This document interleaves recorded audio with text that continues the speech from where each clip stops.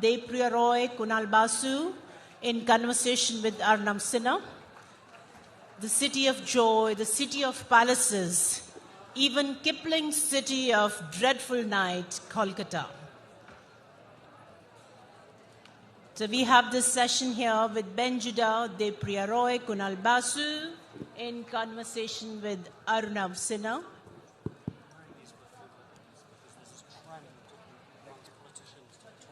Yes, thank you. Are we ready?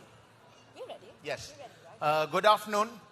A quick dipstick poll before we start. How many people in the audience are actually from Calcutta? Right. As a matter of interest, none of the people on this stage, strictly speaking, lives in Calcutta anymore. Strictly speaking. But Kunal Basu, to my right, spends about half his days in Calcutta when he's not in Oxford. Devapriya Roy flies in and out because she is frequently overcome by emergencies that need her to be in Calcutta. She can do a great eye roll, which is exactly why I wanted this. And Ben inhabits Calcutta 24/7, although he actually now lives in New York. Yeah. So I'm going to start by asking each of you to tell us about your connection with Calcutta, but through one very interesting, exciting story.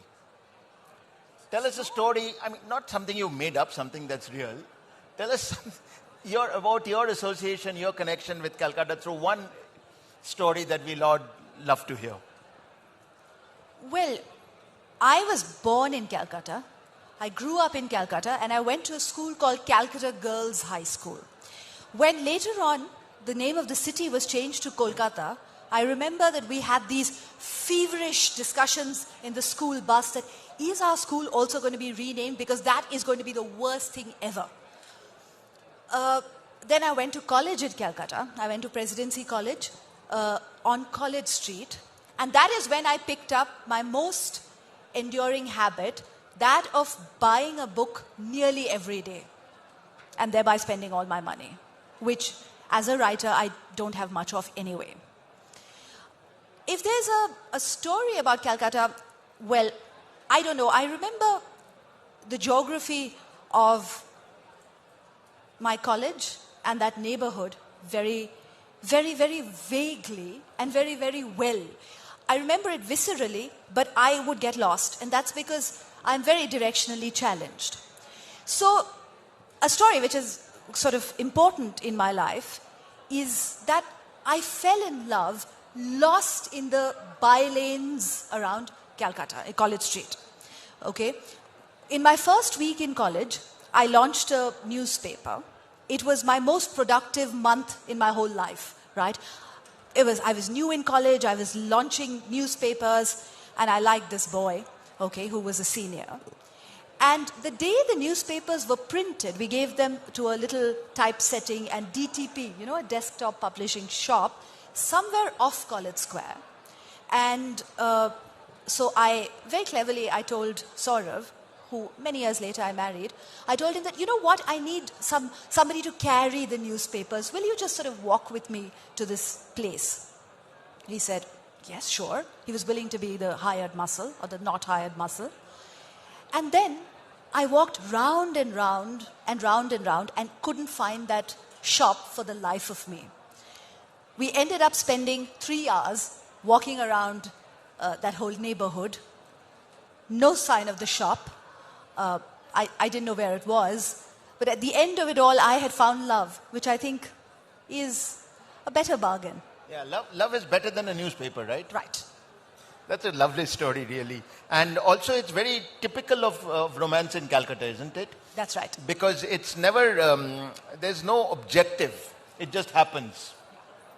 Ben, let's hear your story and your connections.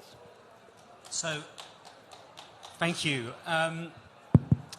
So in the middle of the 18th century, a Jew of Aleppo, Shalom Obadiah Cohen, a jeweler, a trader in perfumes, and a hunter of spices, left one of the rotting corners of the Middle East, having been blocked from trade by the East India Company's sister company, the Levant Company, and travelled east to what people were saying was the land of opportunity amongst the Jews of Iraq and Syria, which was India.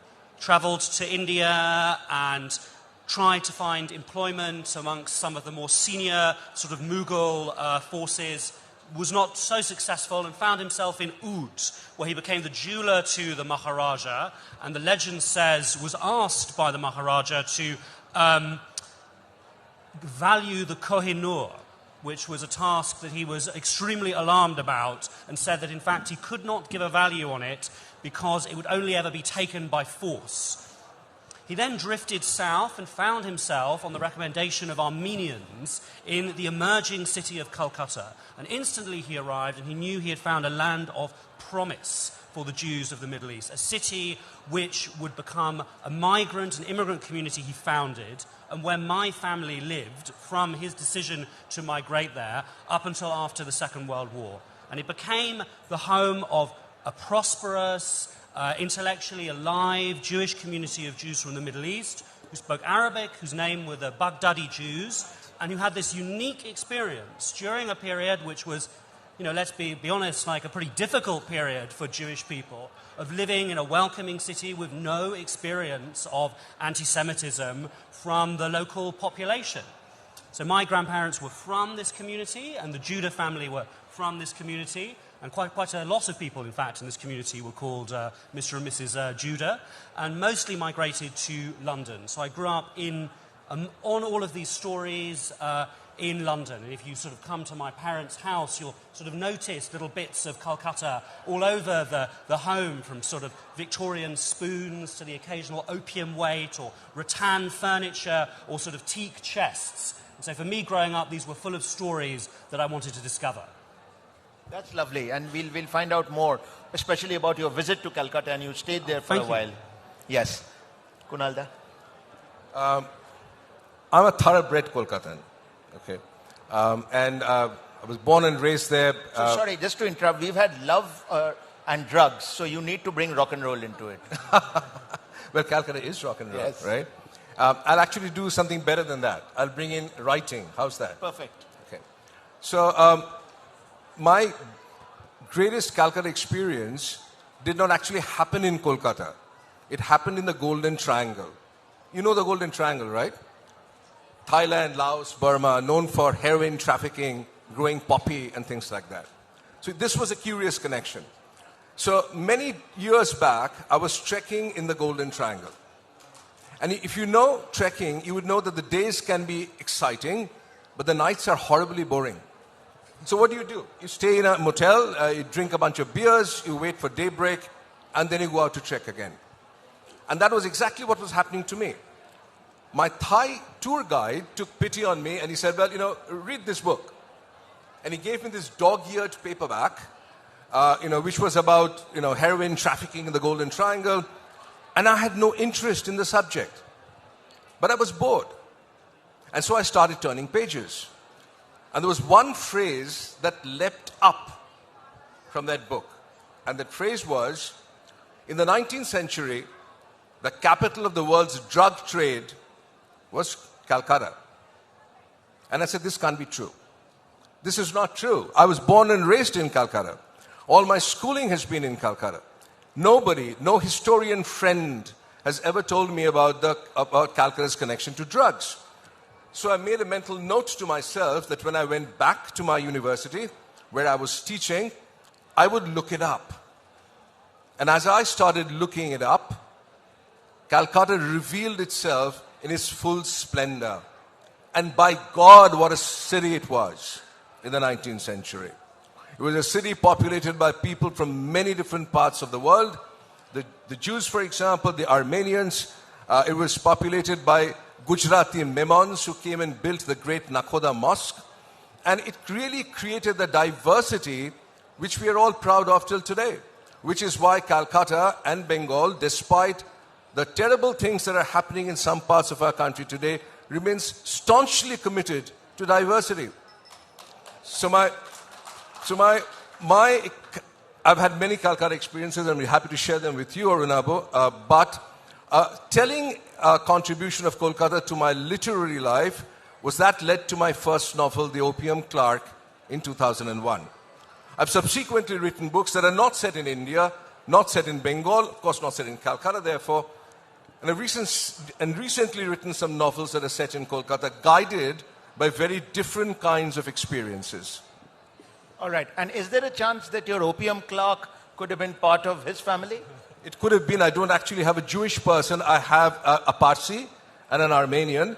But I could very well have had Ben's ancestors in the novel had I known about them. Yeah.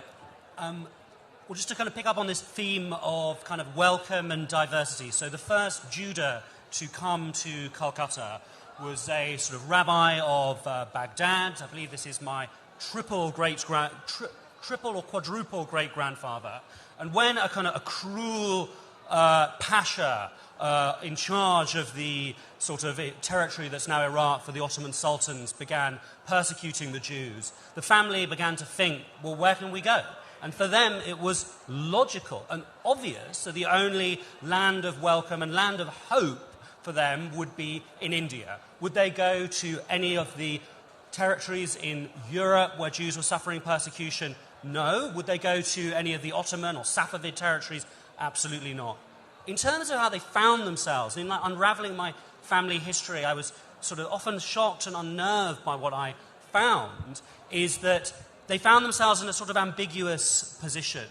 They came to Calcutta, which, just as you said, truly was the capital of the British Empire. It was the economic heart of the British Empire. The seat, the true economic seat of the East India Company, the centre of a global economy which was based on the Eastern trade, so much of it fueled by drugs. Ben, I completely agree with you, but 19th century Calcutta was more than the British. Yes. Which oftentimes people talk about Calcutta as being the capital of the British Empire. 19th century Calcutta was the pinnacle of Bengal Renaissance. It was the epitome of it was the starting point of the young Bengal movement, which led to great scholars, great poets, great writers. So we can't take the British out of the picture, sadly, but Calcutta and the natives of Calcutta were no less in terms of creating the diversity and the rich traditions of that city. So the Jewish community, and interestingly, this is very kind of revelatory about the British racial system. In 1885, the British did an assessment and concluded that the Jewish community was a native community. And my family and the Jews of Calcutta found themselves excluded from sort of white spaces or from white clubs, even though they were wealthy enough to go there, and found themselves, their schools, all judged by that assessment. So for me, considering they didn't look that different for me, is incredibly revealing of like what a sort of racial system looked like. And going through my family's documents going back from the past, I found these tragic letters, these appeals to be permitted to be classified as European. And with the British response going sort of, Mr. Judah sits with his legs apart in the Oriental Standard, or the assessors went to the Jewish school and Bengali or Hindustani was being, as they referred to it as, were being spoken by the children. So Jews found themselves in this awkward position of neither one nor the other. Oh, yeah, that's interesting. Have you tried to take revenge for this? It's revenge. I was just so flabbergasted to discover that my grandfather, who didn't look pretty similar to me, could have been classified in such a way. It made me realise the fiction of race and the nature of it as a political tool. And it's something that I'd like to write about, actually. Yeah. Well, the legend goes that Calcuttans have taken their revenge for all that the British inflicted on them by murdering their language. At least the way it is spoken. Not the way it is written, because... But instead of sort of wanting to take revenge on the British, in fact, I feel like a great debt of gratitude to Calcutta, because the other side of my family are European Jews from Germany, and comparing what was happening to the family in Calcutta to the family in Berlin during this period, I feel very, very thankful. And I wish that more people in the American Jewish community and in Israel and in other Jewish communities kind of knew and recognised our complexity and hybridity that is in our past and could, if we wanted it, be in our future. Do you want to respond to that? Well, it's very interesting because one of the very iconic bakeries in Calcutta called Nahum's is sort of run by a Baghdadi Jewish family, and they are still there.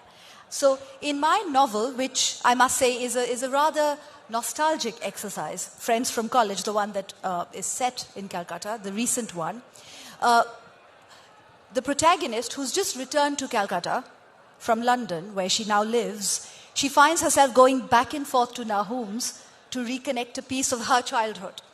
So it's all part of the great Calcutta story of inclusivity, of absorbing. Yeah. In fact, I've tried to ask myself this question, without being overtly romantic or nostalgic about Kolkata, because, you can be romantic and nostalgic about any city that you've grown up in, is what is it that is unique about Kolkata? What draws a crowd to JLF late on the last day of the program? Why on hell would you be interested in a city called Calcutta? And I think one of the reasons, to my mind, is that it's a city of people who are kind of crazy. You would find people who don't really very naturally fall into a slot. So let me give you some examples. So I have this cousin who is a middle-class Bengali.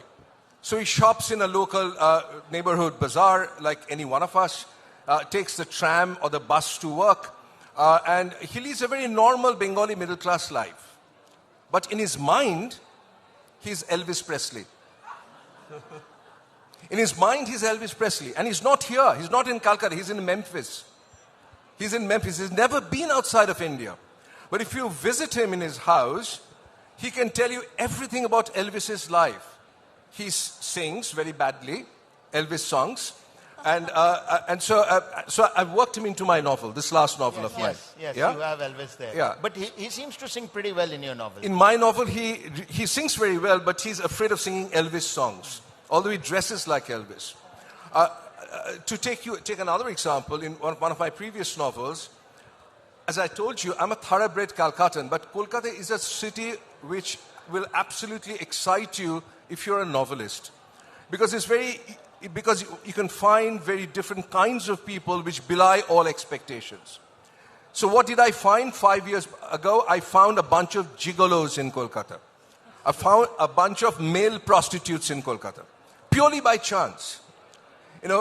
Walking around the city at night, I would find these very handsome young men sitting on motorcycles in front of hotels where foreigners and tourists come. And my curiosity was piqued.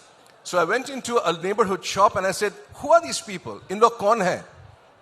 And they said, well, they're tour guides.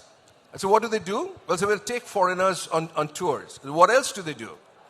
And it seemed that they also provide some drugs, if that's what is needed. And then I said, but what else do they do? And then this man looked at me and he says, they provide all kinds of services. And I knew there was a story in there. There was a novel in there. And me, who spent a large part of my life in Kolkata, and I believe that I know the city like the back of my palm, I didn't know of the gigolos of Kolkata. And that took me into a direction that led into a novel called Calcutta.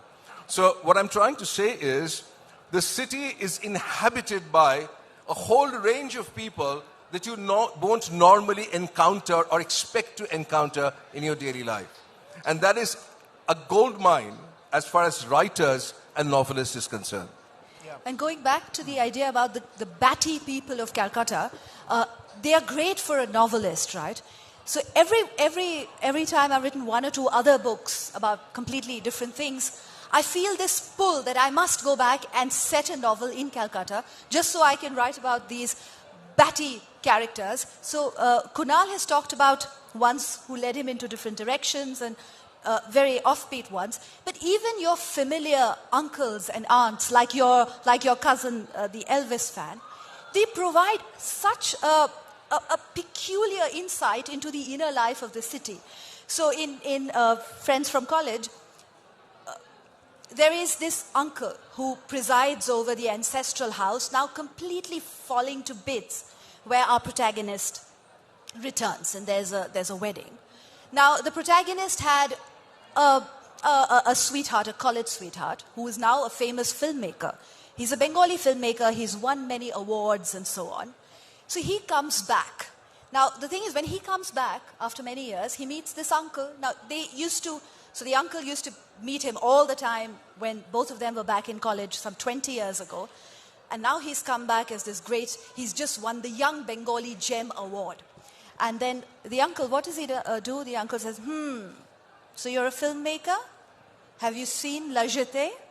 And immediately quizzes him and all these. And I thought that that's a very typical story, reflective of a certain kind of sensibility that Calcuttans embody. Did you meet any batty people in Calcutta, Ben? Well, I was thinking the Baghdadi Jewish community of Calcutta in the 19th century was probably one of the most extraordinary in the world, a community in many ways of Arabic-speaking Jewish pirates who spent their time shuttling backwards and forwards between Canton and Calcutta in the opium trade. And if you compare this to our very European-centric, Eastern European, Yiddish vision of Jewish history as exclusively Fiddler on the Roof and ending in Philip Roth, it's something... it's the mad and batty corner of the Jewish people. But you made me think about Nahum's bakery and these sort of ties of memory, because as long as I can remember from coming from that side of the family, they would industriously make these sort of cheese samosas, or sambusaks as they would call them. And this would be the food for any Jewish holiday, it didn't matter, or any Sabbath. And I didn't know really where they came from or why other families didn't do them. And when I first went to Calcutta and went straight to Nahum's, there was a plate of them. And it felt like my sort of moment with sort of Proust's Madeleine. But I guess Proust didn't have it waiting for him in a shop when he went back to Colombie. Tell us more about the time you visited. How long did you stay?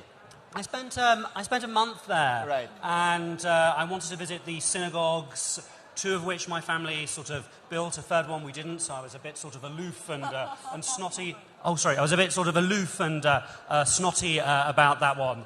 But I was struck by how I could finally understand the food that was cooked in the house, my grandparents' bookshelves, where sort of 30 or 40% of the books would be about India. I could finally understand why their house looked the way it did, with these sort of Chinese sort of chests and, these particular kind of rugs and the sort of friends they had and the people they gravitated to, often to people of an Indian heritage and not just people of a Jewish heritage, and why they felt as sort of such outsiders in the British Jewish community.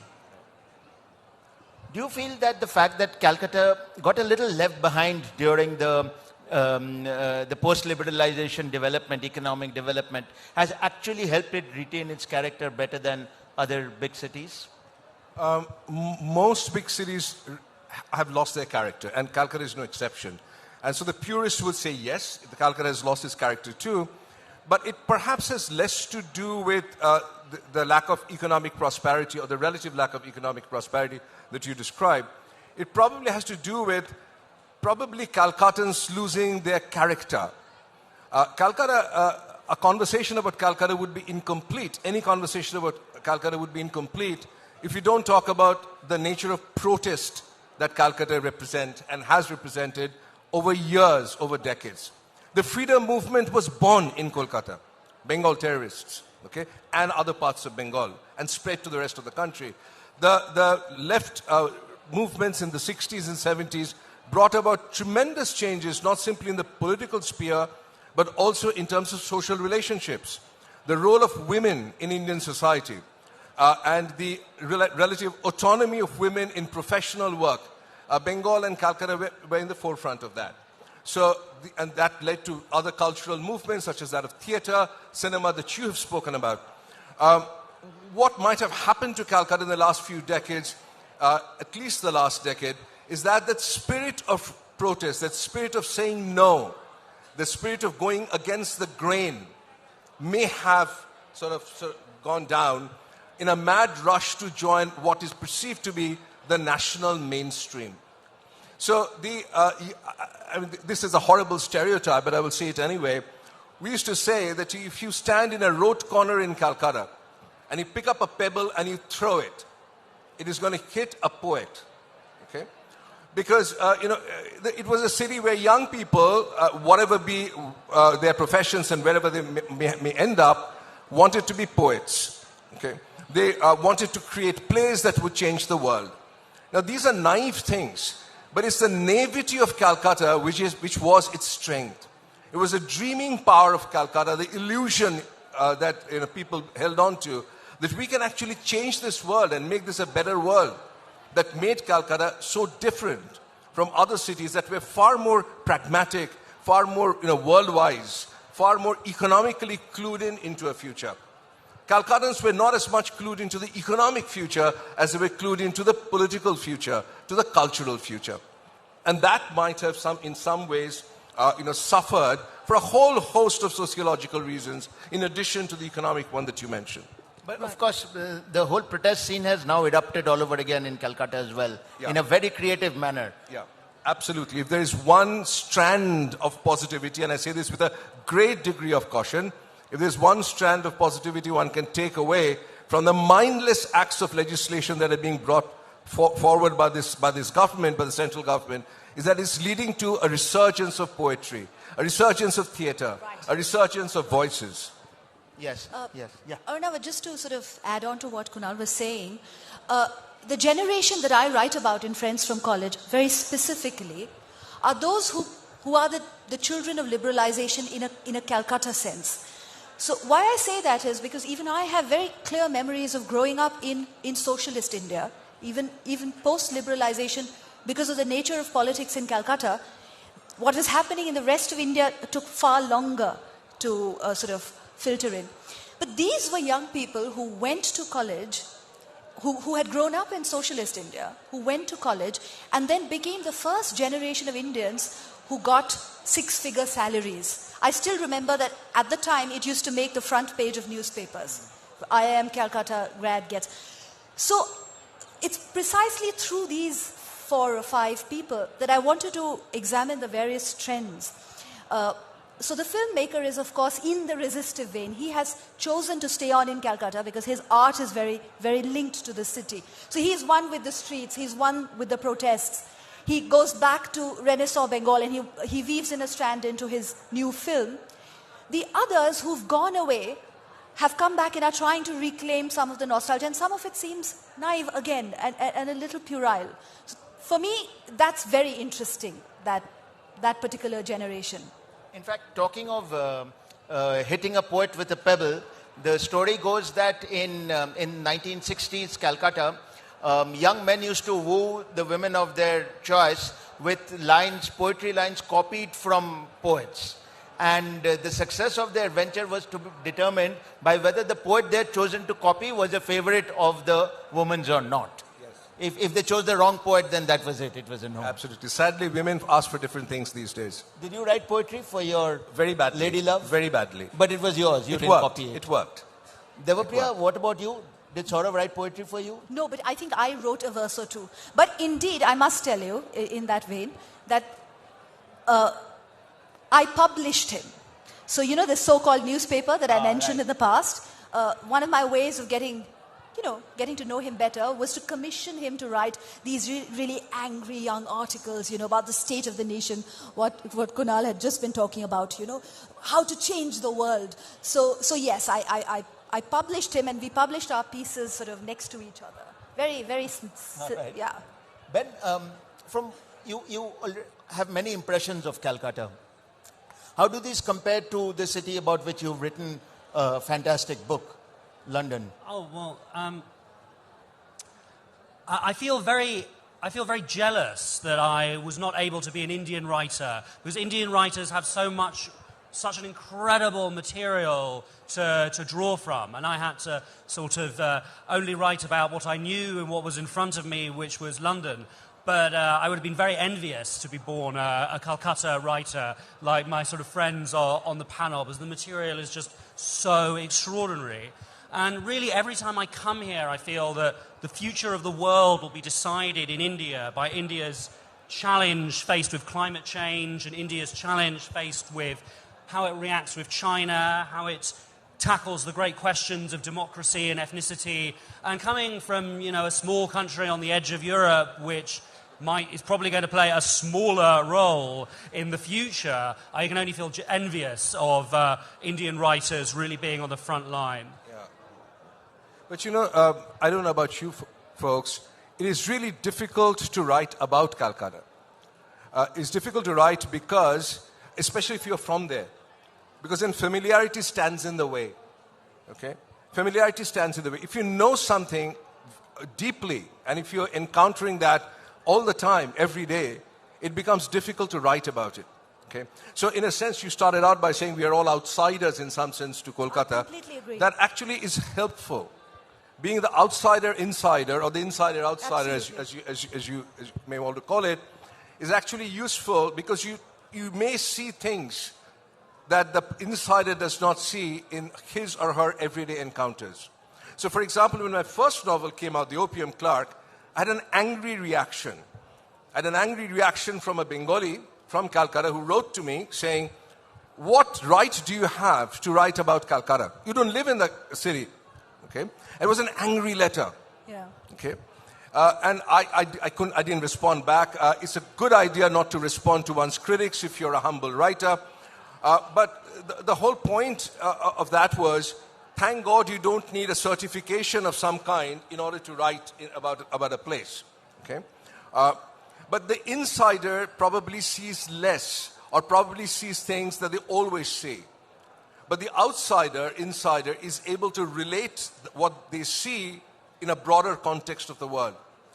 The reason Kolkata is difficult for me to write, and I'll tell you this quite honestly, my agent in London for years had told me, "Kunal, why don't you write a Calcutta novel? You're a Calcutta boy." Okay? And I said, "Look, I don't write themes. I don't write cities. I write stories." Okay?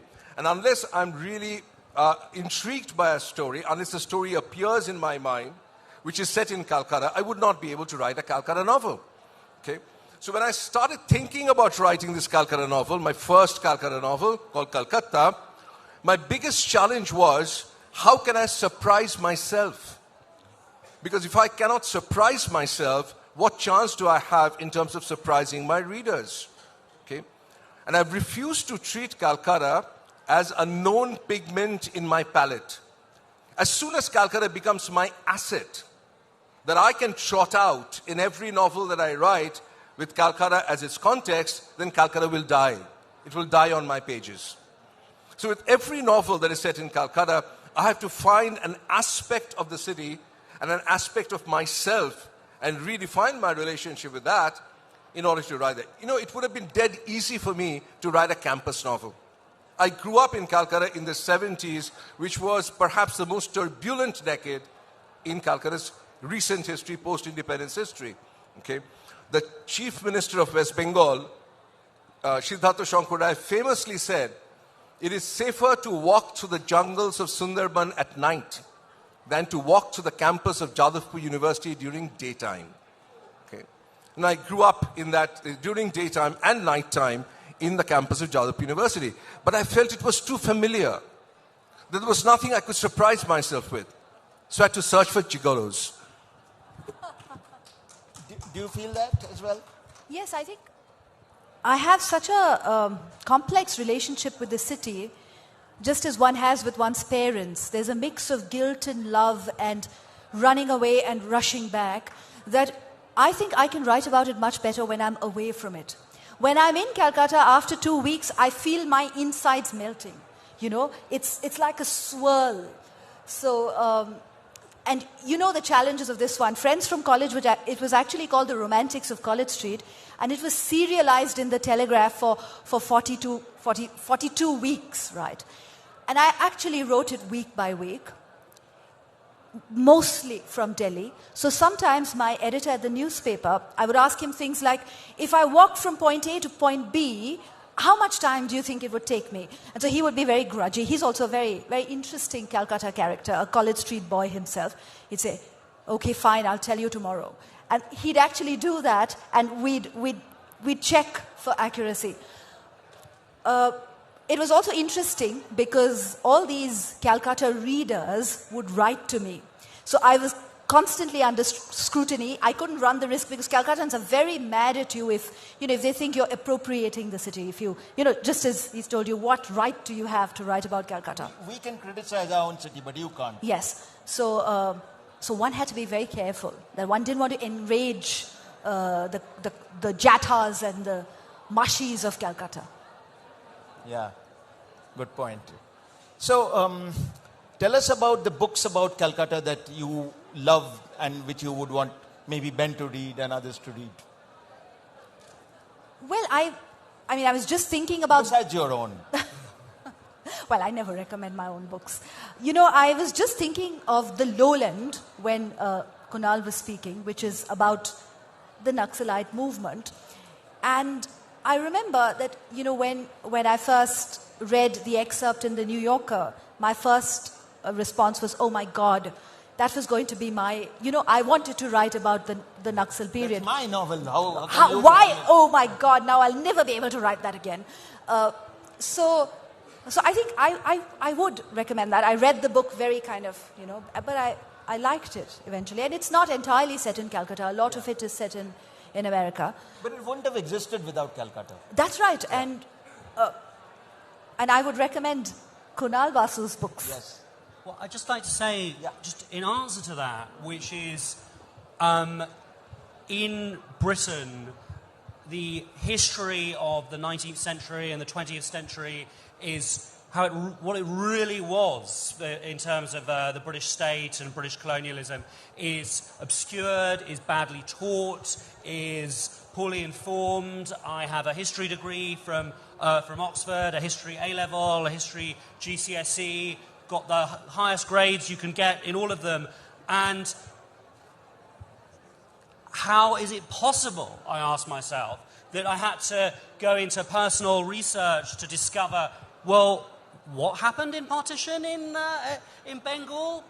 Absolutely shocked. I shouldn't be shocked by it. I should know that from school. To discover what was happening in the opium trade, in the sort of exploitation of the Bengal peasantry, the history of the East India Company.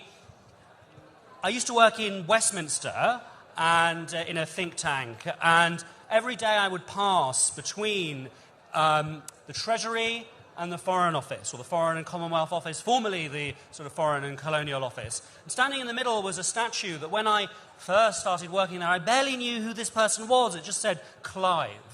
And I thought, well, who is he, this sort of fat-looking, very sort of satisfied-looking man? And one day I was passing and I saw these scenes of battle, and it's the Battle of Plassey. And the very fact that this statue can still be there in the pride of place of the British state, between the Treasury and the Foreign Office, a secret smile to those that know, shows me that, in fact, all British GCSE or A-level students should have to read not one but several books on the history of Bengal in order to understand the history of Britain. Maybe you should write one of those. I am trying to work on gather material, but just on the Baghdadi Jewish community. But I think that there are a lot of people who are better placed to write the greater history of Bengal and what it means for Britain than me. And you, Kunal, what books would you talk about when you think about Calcutta? Well, Bengali books. Yes. Which Arunava will pledge to translate for Ben to read in English. Yes, that's because a it's great one idea. of our... the other great contribution, I should add, of Bengal to India is Arunava Sinha. He's brought Bengali literature to the attention of a lot of people who don't read Bengali. You can make a face, Arunava, but that is true. Chaurangi, right? So there are some amazing novels and short stories that have been written with Calcutta as the backdrop, right from the days of the Bengal famine that you've mentioned, to more recent novels, Shomoresh Bose's novels about the left movement in Bengal in the 50s, 60s, and 70s would actually be tremendous to revisit or to read to get a full appreciation of Calcutta. Like all major cities, it is a city that has existed across centuries. And while I'm a 19th century buff, I've written 3 novels that are set in the 19th century. But I've had to extricate myself forcibly out of the 19th century and saying, look, There have been exciting things that have happened in Kolkata and in the world in the 20th century and in the 21st.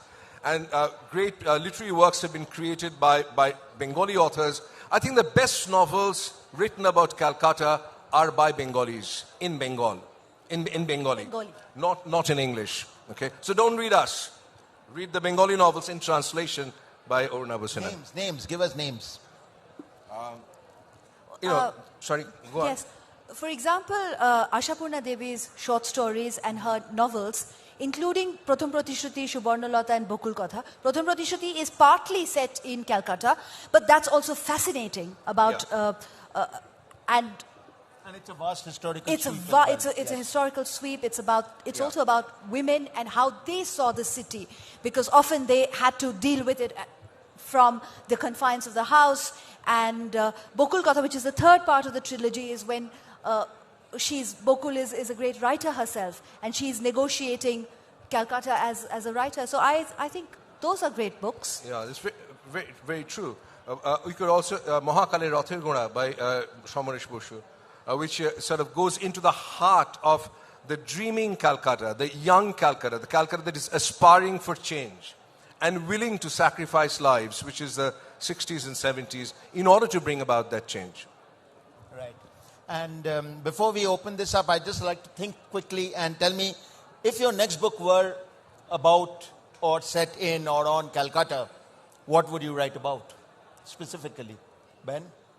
Well, I would like one day to write a history of the Baghdadi Jewish community of Calcutta, and I'd like to sort of try and tell you why you should read it as an Indian audience. It's an obscure community, and I think the first reason is that every time I look at the history of Bengal and Calcutta, it reveals something obscure or often hidden about the history of the world. And for hundreds and hundreds and hundreds of years, maybe 1,000 years or longer, there was an Indian Ocean trading system with no Europeans in it, that the sort of Indian Ocean Jews and the Middle Eastern Jews were trading in. And some of our great sages, like Maimonides, who sort of found modern, rigorous Jewish law, his brother drowned on the way to India. The first mentions of Jews in India are in the book of Esther. And when you start to look at history through this sort of small Jewish community, it takes you into these hidden places. And just the name, the Baghdadi Jewish community. In the 21st century, where we have the politics in the Middle East, as we know, that the idea that there could have been an Arabic-speaking Jewish community that was more proud of anything else that it came from Baghdad just reveals us into a world that's now lost, that I think that we should remember in order to better understand ourselves. Thank you. Yes, Devapriya. Well, I think I have now run out of excuses to keep postponing that novel. The novel set during the student movements of the 60s and 70s. And I faintly know the characters. I faintly know the outline. And now that there are student movements happening across the country again, I think I'm going to just say it, that I'm going to start working on that. Great. Yes, now's the time. Kunal Da.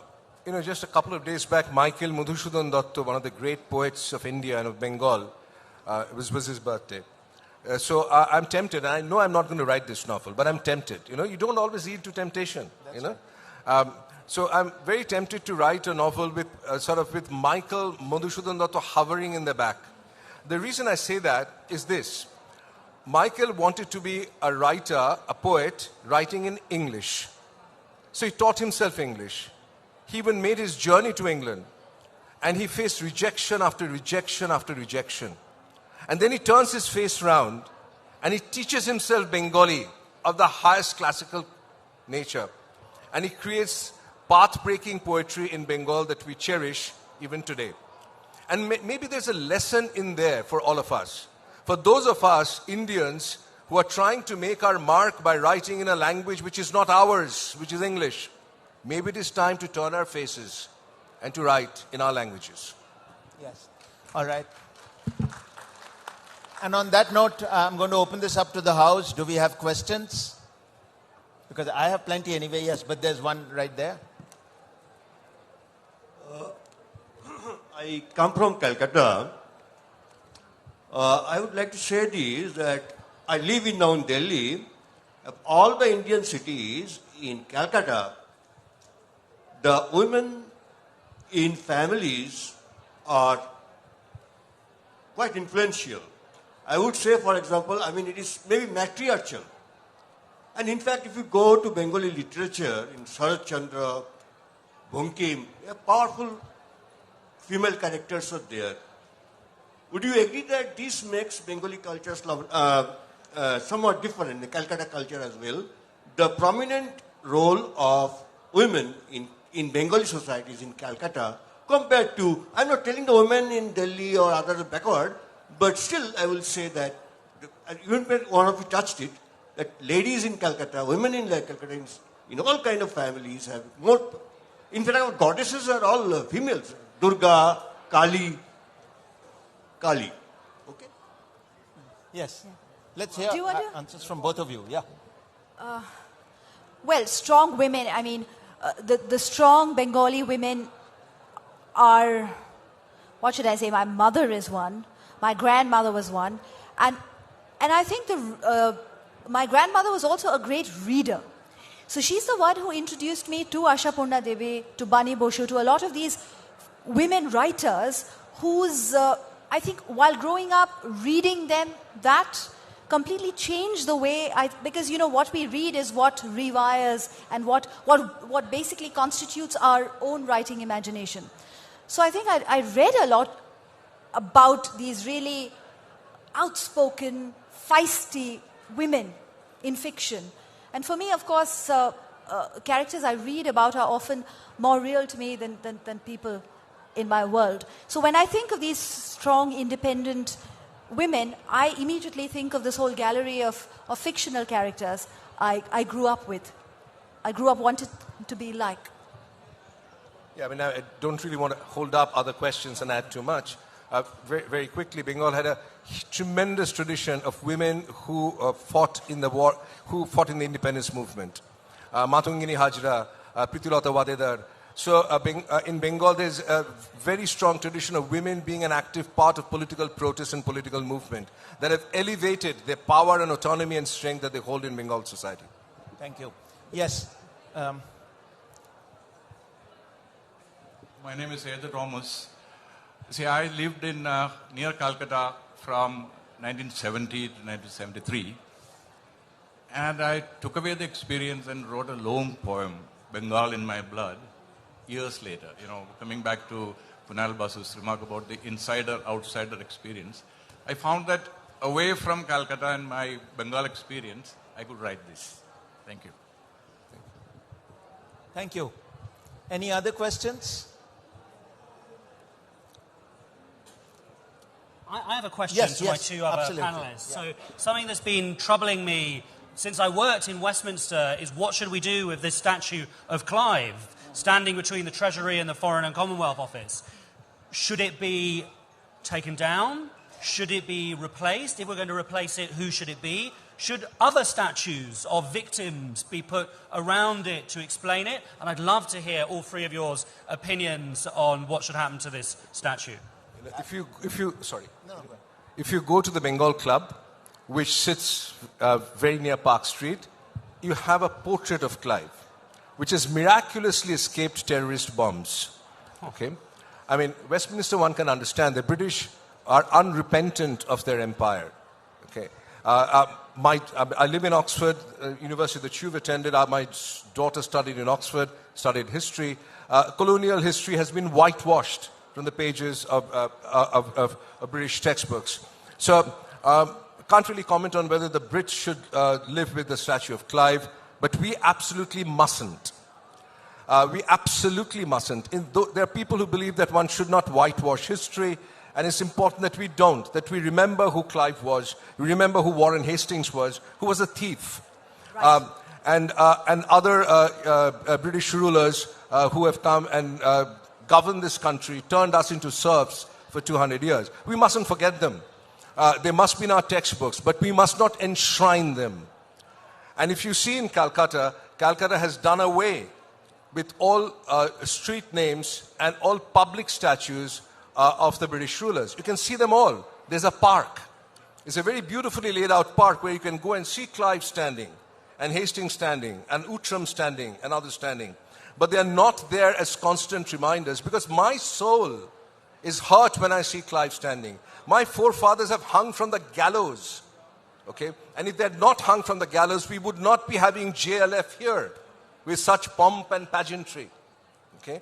So my view is very, very straightforward and very blunt. We need to get rid of the memorabilia of our oppressors, but let's not forget them. So remember them in other places, in history textbooks, write good books about them. Willie has written a very good book called The Anarchy, which talks about Clive and others, and that should definitely be in circulation, in conversation, in readership, but we must not enshrine them. I think that where you have the statue of Clive, there should be a plaque which talks about what he did, and there should be added, sculptures of chests of money which went from Calcutta to Britain under Clive's stewardship, right? So I think that would make a more compelling, so we should get a sort of a young artist to add to it so that it becomes instructive rather than, as Kunal was saying, enshrined. I think that's a brilliant idea, and an article suggesting that could be a positive outcome from the JLF. Maybe you should write it. Maybe. Yes, Yeah. that's right. Yeah. So it's reimagined. So we have. It's your idea, though. So I wouldn't want mine. Yes, the gentleman in the second row, if you could give him the mic, please.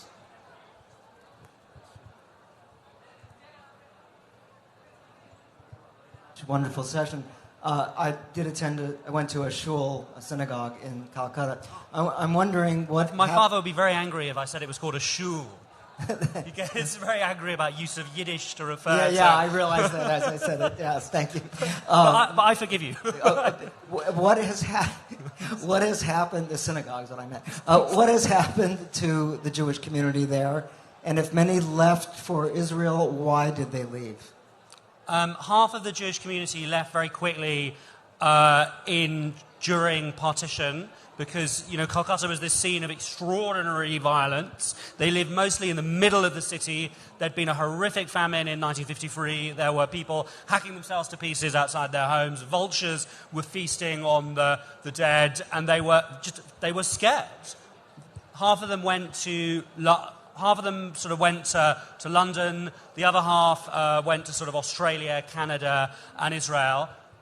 But around a third of them stayed, and they stayed until the 60s and the 70s. And the reason that they left is that the last bits of trade became impossible. In the 19th century, if you'd gone to that community in Calcutta, it was, to use a Yiddish word, it was a kind of Iraqi shtetl in the middle that linked up with all kinds of other ones, going all the way to Japan and Hong Kong and this whole Indian Ocean trading system that, in one way or another, had been going since the time of the Rambam.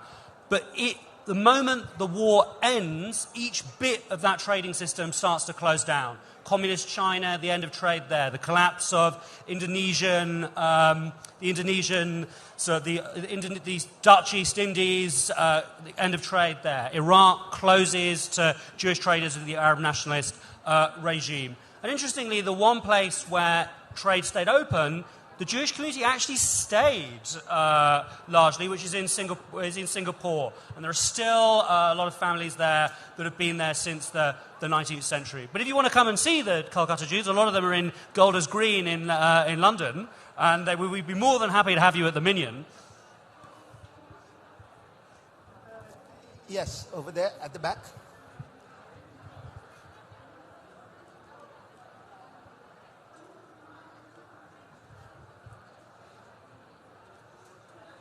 Hello everyone. I'm a Bengali myself, and I have heard of stories since childhood of Madhusudan Datta, Rabindranath Tagore, Subhash Chandra Bose, of several other Bengalis. So when I ask this honestly.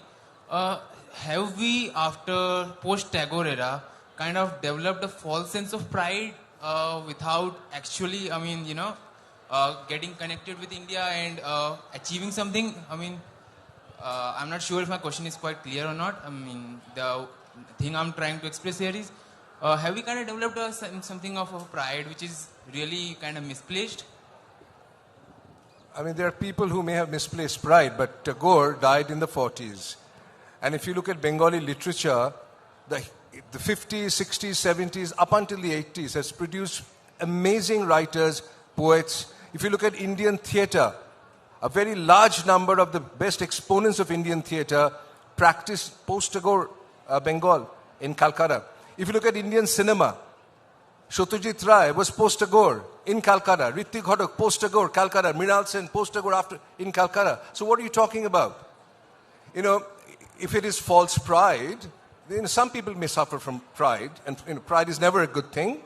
But the substantial amount of literary, cultural works have come out of Bengal, have come out of Calcutta, post-Tagore, which is not to deny Tagore his position, but it is a continuing tradition, it is a growing tradition, and there are exceptional works still being created today. So if one took the trouble, and one of the difficulties could be the barrier of language. It could be those who do not read Bangla or and follow Bangla may not be as tuned into Bengali cinema, for example, or Bengali theatre, okay, or Bengali poetry, which is the most difficult thing to translate, as you know very well. But there's been a plethora of writers, very notable writers. And it's a living tradition. It's constantly, it's not sort of, stepping away from itself to document it. It's actually alive. And that, I think, is really important. It's really vital. Thank you. Anybody else? Any other questions? So the one thing I wanted to ask both of you about is that, in India we always say, whenever the word partition is mentioned, to almost everybody it is thought of as the partition on the western border. But actually the impact of partition on the eastern border was two eastern borders, was no less, perhaps more. So do you think that, enough has been written about this, especially in the context of Calcutta? No, this is my hobby horse, so I'll keep it really short. For some strange reason, it has to be a social psychological reason, Bengalis have avoided writing about the partition. Not entirely, you will find exceptions, okay?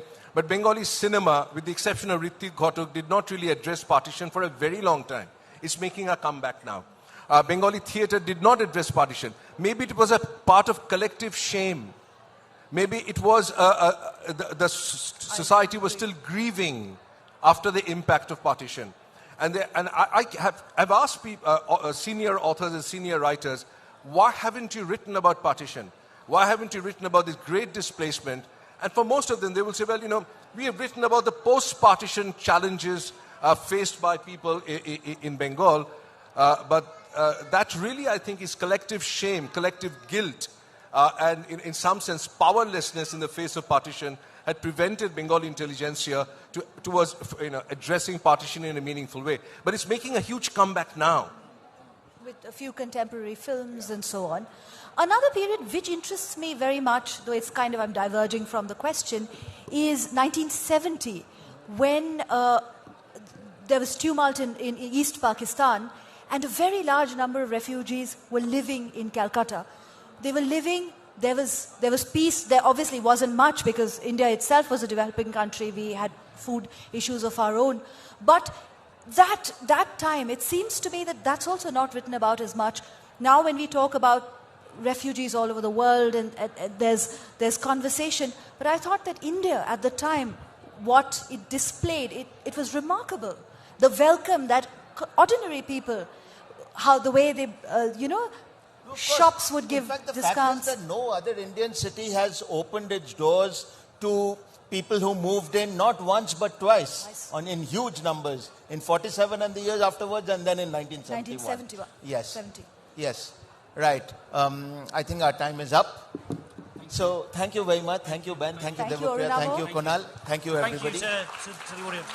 What a wonderful journey through Kolkata with Ben Judah, Devapriya Roy, Kunal Basu and Arunava Sinha. Thank you so much for being here.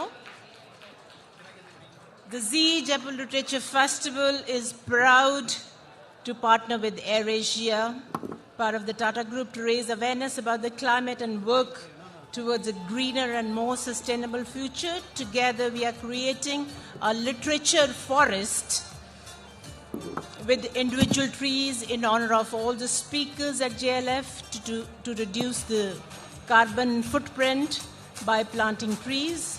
1 tree can offset 20 kg of carbon in a year. This afternoon, we are honoring our speakers with certificate for taking this initiative.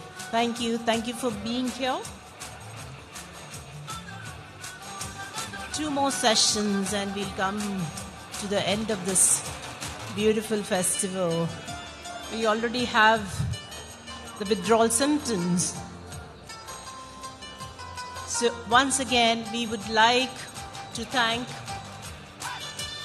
our sponsors,